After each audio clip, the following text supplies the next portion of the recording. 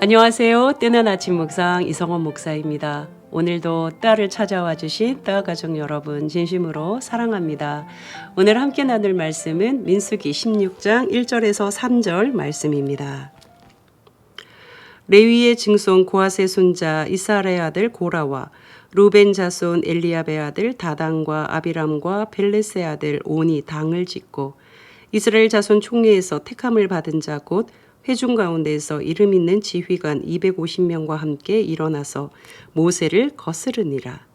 그들이 모여서 모세와 아론을 거슬러 그들에게 이르되 너희가 분수에 지나도다. 회중이 다 각각 거룩하고 여호와께서도 그들 중에 계시거늘 너희가 어찌하여 여호와의 총회 위에 스스로 높이느냐. 아멘. 오늘 본문은 고라당의 반역 사건이라는 이름으로 불려요.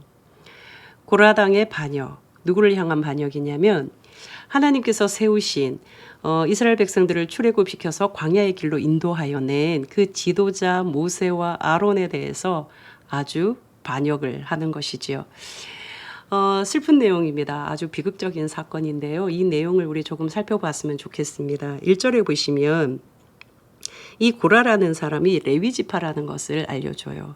레위인 그러면 이 레위인은 하나님의 선택을 받아서 제사장을 돕고 이 성막 거룩한 곳을 섬기는 일을 평생토록 하는 사람들이잖아요. 여호와의 거룩한 곳 그 성막을 평생 지키면서 그 일을 감당하는 사람들이 레위 사람들이에요. 이 사람들이 지금 반역을 하는데 아마 고라라는 이름이 맨 처음 나온 것을 보니까 고라가 주모자인 것 같습니다. 합세한 사람 다단, 아비람, 루벤 자손이라고 되어 있어요. 루벤, 야곱의 맏아들 첫 번째 지파이지요. 그리고 벨렛의 아들 온. 이 사람들이 딱 뭉쳐서 지금 당을 지었다. 이 사람들이 땀무리가 되었다는 거예요. 모세와 아론, 이들의 가르침과 이들의 어떤 방향과 다른 길에 섰다는 것이죠. 여기에 그치지가 않고요. 아주 조직적입니다. 2절에 보시면 이스라엘 자손 총회에서 택함을 받은 자 곧 회중 가운데서 이름 있는 지휘관, 그러니까 좀 유력한 사람들, 이스라엘 회중 가운데서 뭔가 말빨이 있고 뭔가 유명세 탄 사람들을 250명 모아요. 요즘 말로 치면 여론전을 한 거예요. 여론전. 여러분, 여론전은 굉장히 무섭습니다. 실제로 많은 무리가 한 목소리를 내면서 막 저항하면 옳고 그름 이것을 분간하기가 어렵고 그것이 마치 옳은 것인 것처럼 판단되기도 하고요. 그리고 우리가 어떤 말을 전할 때 어떤 사람, 그 한 사람이 전한 말임에도 불구하고 사람들이 다 그래요 하면 이거 참 방법이 없거든요. 사람들이 다 그렇게 말하던데요. 분명히 한두 사람한테 들었을 것임에도 불구하고 사람들이 다 그러던데요. 그 사람들이 누구냐 물어보면 기껏 해봐야 5손가락 안에 꼽히는 사람들이거든요. 근데 우리 심리 안에는 나의 말을 뭔가 확실하게 전달하기 위해서 나의 말이 옳은 것처럼 하기 위해서 이 여론전을 펼치는 그런 일들을 해요. 지금 여론전을 펼쳤거든요. 그리고 모세를 거스르는데 어떤 말로 모세를 거스르냐면 3절입니다. 모세와 아론을 거슬러 그들에게 이르되 너희가 분수에 지나도다. 회중이 다 각각 거룩하고 여호와께서 그들 중에 계시거늘 너희가 어찌하여 여호와의 총회 위에 스스로 높이느냐. 한마디로 왜 너희만 권한을 가지냐. 왜 너희만 우리에게 명령하냐. 너희만 잘났냐 이 말이에요. 모세 입장에서는 참 속상했을 것 같습니다. 얼마나 힘들었을까요? 이 정말 오합지졸과 같은 물이 없다, 왜 물이 쓰냐, 목마르다, 배고프다. 우리가 이집트에 있었을 때는 저 애굽의 고기가 막 별별 불평을 다 하는 이스라엘 백성들을 그럼에도 끌고 한 걸음씩 왔던 이 모세 입장에서는 이들이 이제 조직적으로 여론전까지 펼치면서 니네 그렇게 잘났냐? 왜 니네만 잘났냐? 하고 덤벼들 때 너무 속상했을 것 같습니다. 4절에 보면 모세가 듣고 엎드렸다가 기도했다는 뜻입니다. 그리고 5절에 모세가 이렇게 제안을 합니다. 우리 판단 받아보자. 하나님의 판단을 받아보자. 여러분, 열말이 뭐가 필요하겠습니까? 이들을 설득한다고 해서 설득이 되겠습니까? 모세가 이야기하잖아요. 우리 하나님의 심판을 받아보자. 그 방법이 뭐냐면 7절에 내일 여호와 앞에서 향로를 준비해서 불을 담고 그 위에 향을 돌아. 그때 여호와께서 택하신 자는 거룩하게 되리라. 레위 자손들아 너희가 너무 분수에 지나치느니라. 자기 간정을 토로해요. 그리고 하나님께 심판을 맡기자. 그렇게 이야기를 합니다. 자, 어떻게 되었을까요? 19절 이 사람들이 다 모여서 온 회중을 회막문에 모아놓고 그 두 사람 누구예요? 모세와 아론을 막 대적하기 시작합니다. 절대 다수가 절대 소수인 아무리 지도자이지만 절대 다수가 한 목소리를 내면서 공격할 땐 당해낼 재간이 없잖아요. 그때 막 대적하려고 막 소리를 내려고 하는데 누가 나타나셔요? 여호와의 영광이 온 회중에게 나타나시니라. 기가 막히죠. 20절에 여호와께서 모세와 아론에게 말씀하여 이르시되 21절 너희는 이 회중에게서 떠나라. 내가 순식간에 그들을 멸하려 하노라. 하나님의 분노, 진노하심이 막 나타나잖아요. 막 느껴지시죠? 떠나라. 내가 순식간에 하나님의 진노하심이 막 느껴집니다. 그들을 멸하겠다. 그랬더니 22절에 이 두 사람이 엎드려서 하나님이여 모든 육체의 생명의 하나님이여 한 사람이 범죄하였거늘 온 회중에게 진노하시나이까. 다시 이들은 하나님 앞에 중보 기도를 드려요. 그러자 24절에 여호와께서 모세에게 말씀하여 이르시되 회중에게 명령하여 이르기를 너희는 고라와 다단과 아비람의 장막 사방에서 떠나라 하라. 무슨 말입니까? 알겠다. 온 회중을 내가 심판하지는 않겠다. 그러나 고라와 다단과 아비람 이 주동자들, 이 핵심 인물들은 내가 가만히 두지 않겠다. 그리고 31절에 그가 이 모든 말을 마치자마자 어떤 일이 일어났습니까? 그들이 섰던 땅바닥이 갈라져 버려요. 32절 땅이 그 입을 열어 그들과 누구예요? 고라, 다단, 아비람, 온. 고라에게 속한 모든 사람과 그들의 재물을 삼켜버려요. 33절 그들과 그의 모든 재물이 산채로 소울에 빠지며 땅이 그 위에 덮이니 그들이 회중 가운데서 망하니라. 아주 엄중한 아주 무서운 하나님의 심판을 받게 되는 거예요.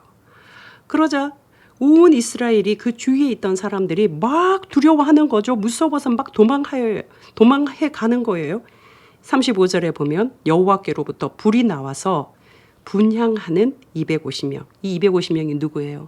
이스라엘 회중에서 택함받은 말빨 좀 세고 뭔가 유명세 있는 여론전을 충분히 펼칠 수 있는 힘을 가져서 이 고라당 속에 속하여 있던 250명을 여호와의 불이 나와서 불살라 버립니다. 이쯤 되면 이스라엘 백성들은 어떻게 해야 될까요? 남은 이 이스라엘 회중들은요. 철저히 하나님 앞에 엎드려야죠. 잘못했습니다. 죄송합니다. 우리가 판단이 잘못되었습니다. 우리가 어리석었습니다. 하나님 다시는 그러지 않겠습니다. 우리가 하나님의 질서를 어겼습니다. 뭔가 하나님을 거스른 이 일에 대해서 철저하게 무릎을 꿇고 회개하여야 됨에도 불구하고 41절 이튿날 이스라엘 자손의 온 회중이 모세와 아론을 원망합니다. 너희가 여호와의 백성을 죽였도다. 멈추지를 않아요. 원망, 불평, 불만 멈추지를 않습니다. 그러자 44절 여호와께서 모세에게 말씀하여 이르시되 너희는 이 회중에게서 떠나라. 내가 순식간에 그들을 멸하려 하노라. 하나님의 진노하심이 느껴지잖아요. 그러자 두 사람이 다시 엎드립니다. 이 두 사람 누구입니까? 모세와 아론이죠. 하나님 제발 멈춰 주십시오. 용서해 주십시오. 이렇게 했겠지요. 그런데 때는 늦었어요. 보니까 모세와 아론이 특별히 이 모세가 보니까 벌써 여호와의 진노하심이 시작되었구나. 46절 마지막에 보시면 여호와께서 진노하셨으므로 연병이 시작되었습니다. 연병이라는 건 역병, 전염병을 말하거든요. 이미 전염병이 확 불어오는 것을 모세는 알게 된 것이죠. 그러면서 아론에게 빨리 이 회중에게로 가서 속죄제를 드릴 수 있도록 준비해 달라고 합니다. 자, 여러분 정말 이 생사의 갈림길입니다. 48절 죽은 자와 산자 사이에 섰을 때 연병이 그치니라. 속죄제를 드리는 자는 살 것이요 여기에 미치지 못한 자는 죽음을 당합니다. 49절 고라의 일로 죽은 자 외에 연병에 죽은 자가 무려 14,700명. 비극적인 죽음을 맞이합니다. 무엇이 문제였을까? 하나님은 왜 이토록 진노하셨을까? 단순히 그 사람들의 실수가 아니었습니다. 고라와 아비람, 다단, 온 이 사람들 250명 가담한 이 고라당의 단순한 실수가 아니었어요. 이들의 이 행동은요. 이스라엘 공동체 전체를 분열시키고 결국 하나님의 백성들을 멸망케 하는 그런 일을 이 사람들이 행했기 때문입니다. 하나님의 공동체를 무너뜨리는 일, 하나님은 이렇게 진노하신다는 것이죠. 오늘 이렇게 한번 질문하고 싶습니다. 여러분, 왜 고라와 그 무리들, 고라당은 반역의 길을 걸었을까요? 왜 배반하게 되었을까요? 이유는 나에게 유리한 것이 우선이었기 때문에요. 내가 원하는 것이 우선이었기 때문에. 여러분, 내가 원하는 것이 우선이 되면요, 절대로 공동체는 세워지지 않습니다. 내가 원하는 내 마음 맞는 사람들끼리 모여 있는 것은요, 공동체가 아니라 집단이고 무리일 뿐입니다. 동호회는 내가 좋아하는 운동, 그거 하는 사람들 모여 있어요. 그것은 동호회입니다. 그저 집단이고 무리이고 패거리일 뿐입니다. 공동체는요, 선한 목적을 가지고 선한 일을 위하여 함께 걸어가는 사람들. 여기에는 반드시 수고가 따라야 되는 것이죠. 여기에는 반드시 나의 희생이 필요합니다. 여기에는 나에게 가장 소중한 것을 내어놓을 수 있는 마음이 필요합니다. 여기에는 배려가 필요하고요, 기다림이 필요합니다. 공동체는 어느 한 날 세워지지 않습니다.